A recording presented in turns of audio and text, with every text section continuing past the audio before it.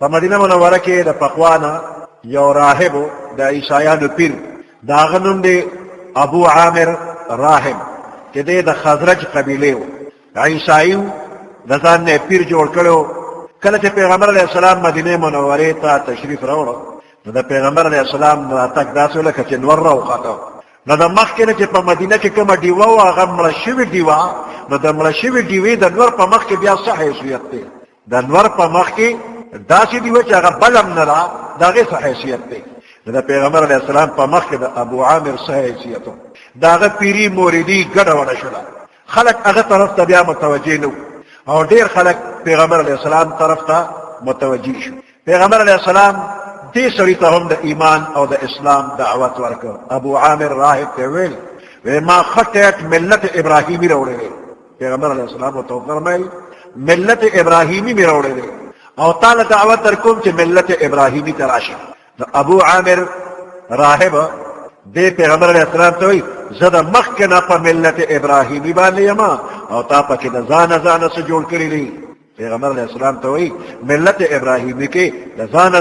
بعضې خبرې داخلي کړي دي. نو پیغمبر علیه السلام پر زور طریقې سره د دې خبرې رد وکړه چې ما د ځانه څه نه دي داخل کړي، الله چې راته کوم حکم کړی و مکه کومه. په آخر کې ابو عامر راهب پیغمبر علیه السلام ته وایي په موږ دواړو کې چې کوم دروغجن دی، یو ځان یادوي یو پیغمبر علیه السلام یادوي، وایي په موږ دواړو کې چې کوم دروغجن دی خدای دې د وطن نه لرې تنې تنها مړ کړي، د خپل وطن نه لرې خدای دې تنې تنها مړ کړي. وی پیغمبر علیه السلام ویل چې آمین، خدای دې دقسې وکړي چې کوم دروغجن دی خدای دې په پردي وطن کې مړ کړي. د جنګ بدر نه وروسته د اسلام جرړې مضبوطې شوې او د مسلمانانو ترقي شروع شوله. نو کوم چې د مسلمانانو خلاف خلک وو حاسدانو په هغوی باندې په زړه بوج راغی. ابو عامر د نور برداشت نشي کولی نو د مدینې نه لار وتښتېد مکې مکرمې ته لاړ او د مکې مکرمې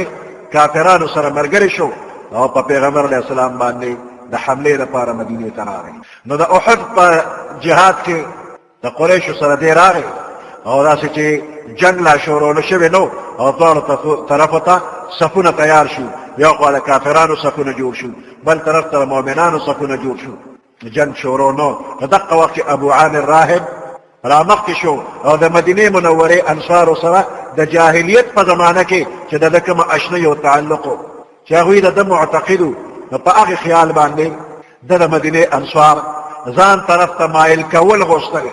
اواز یې ورکړ. خو دې بېوقوف دا نه ګڼل چې د پیغمبر علیه السلام په مخ کې زما اوس څه حیثیت پاتې دی چې د خپلو زړو مریدانو له اواز ورکوم.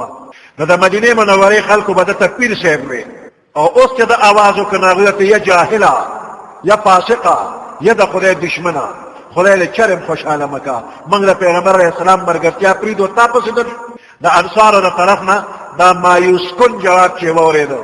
نو ډېر زیات غوسه شو. عقل ته وتښتېده چې دا زما هغه ډېر په ما میل خلک وو، دوی خو ما ته فاسق او کافر او د خدای دشمنه وي. نو د ډېره قاره پیغمبر علیه السلام ته ای محمده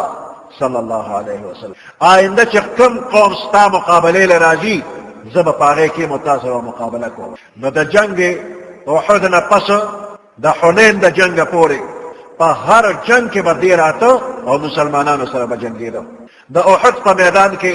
پیغمبر علیه السلام ته چې کوم تکلیف رسېدلی دی هغه ډېر د دې ظالم د لاسه رسېد. په میدان جنګ کې داسې پټې پټې کندې کړې وې چې صحابه کرامو پیغمبر علیه السلام ته خبر نو په هغې کندو کې پیغمبر علیه السلام درزونه خوړلي دي د دې کافر د لاسه. د پیغمبر علیه السلام چهره مبارکه زخمی شوې ده، غاښ مبارک چې دنه شهید شوی دی د دې ظالم د لاسه. د حنین د غزا نه وروسته ابو عامر محسوسه کړله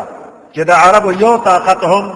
د پیغمبر علیه السلام مقابله نشي کولی. نو بیا د عربو نه لار وتښتېد شام ته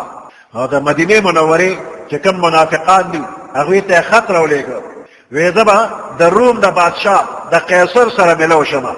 او په مدینه منوره باندې به لښکر راخېږو، لشکر جرار د پیغمبر علیه السلام مقابلې له به راولم او د سترګو په رب کې به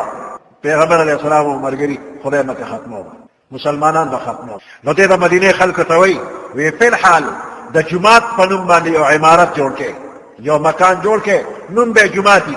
او د مانځه په بانه باندې به راجمع کېږئ او د اسلام خلاف هر قسمه سازشي مشورې به په دقه ځای کې کوئ. نوم به جماعتي او د مسلمانانو خلاف مشورې وي او زما خطونه وا اندق برای نام مسجد ترازی او په دې کې به تاسو هغه خطونه ګورئ زه به دله هدایات درکوم او بیا به زه په خپله باندې یو موزون ځای او موزون وخت کې تاسو سره ملایوېږم د دې حدیث دا منسوبې وي دې لپاره مسجد درار جوړ کړ او پیغمبر علیه السلام ته یو بانه وکړي چې باد باراني مسجد قباء ته تللی نشو نو ځان دلته یو جومات جوړ کړ دې جومات کې به لمونځ کوو د باد باران لپاره او دا ګناګانو او دا ضعیفان مسجد قباء ته تللی نشي نو دا به دې جومات ته راځي سهولت لپاره او پیغمبر علیه السلام له دعوت ورکړ وی په دې جومات کې برکت لپاره یو 2 رکعاته لمونځ وکړه او بیا پکې موږ لمونځونه کوو نو د پیغمبر علیه السلام 2 رکعاته لمونځ چې د ساده مسلمانان وویني نو بس وی چې پیغمبر علیه السلام دلته لمونځ کړی من به ورځو نو نور صحابه کرام به هم دلته راشي او دغه مسلمانان ساده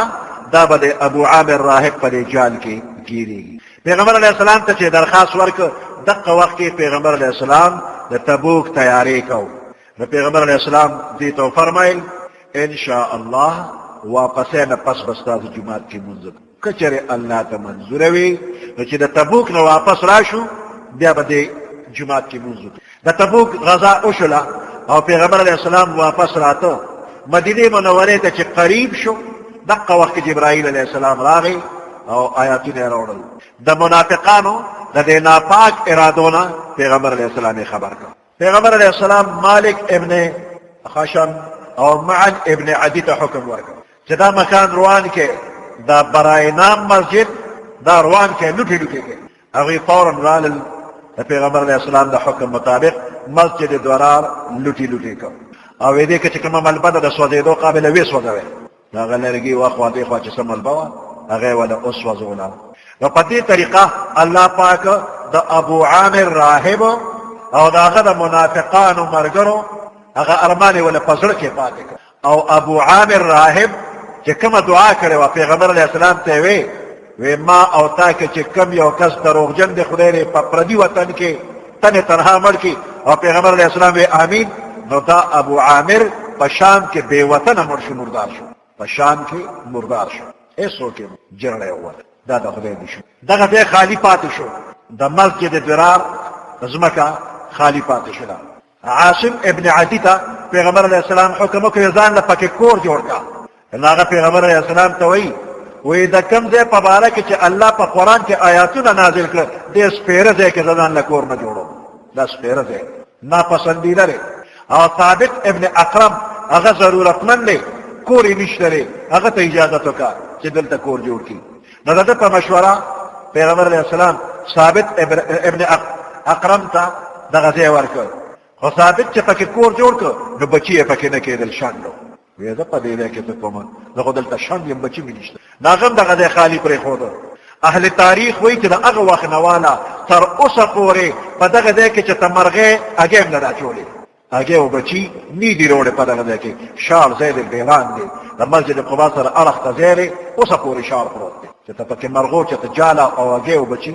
نه دي روړې او دا سړی ابو عامر راهب د ده بد کردار نه خبر شوی اون پیژنده چې څومره خراب سړی دی خو د داسې خرابو نه خدای پاک ښکلی پیدا کړي حنظله صحابي چې په میدان جهاد کې شهید شوی دی او فرشتو ولا غسل ورکړی دی دا څوک و د دې سپېره پیر زوی و پلار یې څنګه خراب چې خدای په قرآن کې د ده قباحت بیان کړی دی او زوی یې غسیل الملائکه فرشتو ولا غسل ورکړی دی د داسې خراب نه داسې ښکلی خدای پاک پیدا کړي دي مسجد قباء مدینه منورې ته چې پیغمبر علیه السلام هجرت کړی دی نو لومبې مسجد قباء یې جوړ مخکې نه صحابه کرام په انتظار او ځان سره د جومات د آبادۍ سامان برابر کړی و چې پیغمبر علیه السلام تشریف راوړل نو بس تاسو انتظار او موږ ته د جومات نښه م واچوه د بنیادونو نښه راته وکړه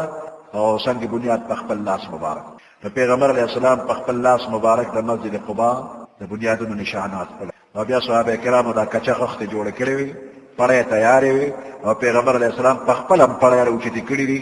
او خښتې به چلولې او دیوال ته به د پیغمبر علیه السلام بنیاد ایښی او صحابه کرام هم ډېر په اخلاص باندې بنیاد ایښی دارنګه د مسجد نبوي بنیاد کې هم پیغمبر علیه السلام خپله به کار کوه خښتې به یې راوړې دا پړی چې خلک راوچتې ډېرې خښتې نو لاندې لاس ور واچي او دا برنۍ خښتې د خپلې خېټې او سینې ته داسې اړوي چې ودیولي وي روانې دقسې پیغمبر علیه السلام دا خښتې په خپله خېټې مبارکې پورې نیولې وې او چلولې وې نو دا جوماتونه مسجد نبوي دی او که مسجد قبا دی دا پیغمبر علیه السلام او صحابه کرامو په اخلاص باندې کړي وی دې جماعت کې ودرېږه چې د چا بنیاد په تقوا باندې کېښودی دا قبا د خلکو نه پیغمبر علیه السلام تپوس کړی دی وی کوم عمل کوئ چې په قرآن کې الله ستاسو صفتونه بیان کړل نو د مسجد قبا خلک پیغمبر علیه السلام ته خپل حال بیانوي وی من چې اودس مات کو په لوټه باندې ځان پاک کو نو د هغې نه وروسته په اوبو استنجا کو عام طهارت ظاهري او باطني دا دواړه د دوی شته او داسې بنده مات کړي نو په لوټه ټایلټ اوس وخت کې ټایلټ پیپر دی په ټایلټ پیپر وغیره ځان پاک کړي دغه هم کافي ده خو دې نه پس د اوبو استعمال چې وکړو دا ډېره ښه ده نو په دې باندې الله پاک د دې خلکو صفت کړي چې دوی دواړه پاکي لوټه هم استعمال کړي لوټه کاڼي وغیره او د هغې نه پس د اوبو استعمال په ټایلټ پیپر په لوټه وغیره بنده ځان پاک کړي پاسي وګرځي راوګرځي د هغې نه وروستو په اوبو باندې استنجا وکړي دا طریقه بهتره ده هغه زمانه کې دا فلشونه خو نو سمدستي د اوبو استعمال خو نو چې چېرته اودس بنده مات کړي مقه ځای کې ځان پاک کړي په لوټه کاڼي وغیره باندې موجوده وخت په ټایلټ پیپر هم ورسره یاد کړي نو هغه سات په اوبو باندې هر څوک د استنجا نه کوي ځکه بعضې بندیان کمزوري دي د دوی د متیازو ساس کې زر نه اوچېږي نو چې ده په اوبو استنجا وکړله او دې پاسېده او د ده نه بیا هم لږ لږ ساس کې لاړه او دې چاردام کوي او د چاردام وخت کې هم چې ساس کې تللی دی نو دغه چاردام خو د ده ونه شو نو کوم بنده چې روغ جوړ دی او بدن یې مضبوط دی ده نه ساس کې رش قدرې نه ځي نو دې که په اوبو هغه سات استنجا کې خیر دی او کم بدنونه چې کمزوري دي او بیمار دي او سمدستي اوچېدل نه کېږي نو هغوی دې یو څو منټه صبر وکړي هغوی دې څو قدمه هسې وګرځي راوګرځي او د هغې نه پسه بیا دې په اوبو استنجا فورا دې نه کوي ټیټ بدنونه هغه سات کولی شي او کمزوري بدن دې وروسته